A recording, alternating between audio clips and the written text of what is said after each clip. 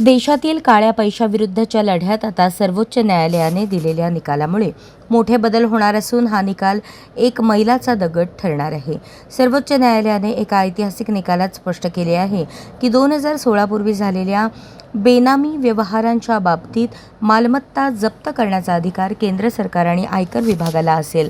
त्यामुळे आता बेनामी मालमत्तेच्या माध्यमातून कर चुकवणाऱ्या आणि अवैध संपत्ती लपवणाऱ्यांसाठी धोक्याची घंटा आहे। ड्रायव्हर, नोकर, नातेवाईक अथवा आर्थिकदृष्ट्या कमकुवत असलेल्या लोकांच्या नावे संपत्ती खरेदी केली असेल तर ती जप्त होऊ शकते। न्यायालयाच्या या निर्णयामुळे काळा पैसा लपवणाऱ्यांना दणका बसला आहे। सर्वोच्च न्यायालयाने दिलेल्या निकालामुळे काळा पैसा लपवणाऱ्यांना चांगलाच दणका मिळाला आहे। जर त्यांनी आपली आर्थिक प्रभावाचा गैरवापर करून आपला ड्रायव्हर, स्वयंपाकी, घरगुती नोकर किंवा दूरच्या नातेवाईकांच्या नावावर जमीन, इमारती किंवा रोख गुंतवणूक केली आहे अशांना थेट इशारा आहे।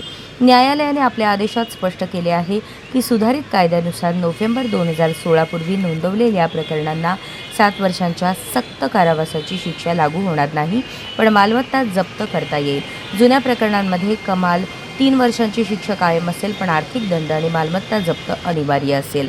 यावेळी न्यायालयाने बेनामी मालमत्तांना कायदेशीर स्वरूप देण्यासाठी मृत्यूपत्र आणि वारसा हक्काच्या कागदपत्रांच्या वापरावर तीव्र चिंता व्यक्त केली आहे।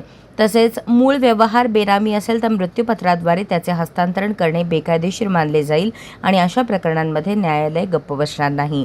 हा ऐतिहासिक निर्णय मंजुळा आणि इतर विरुद्ध डी.ए. श्रीनिवास या खटल्याच्या सुनावणी दरम्यान देण्यात आला।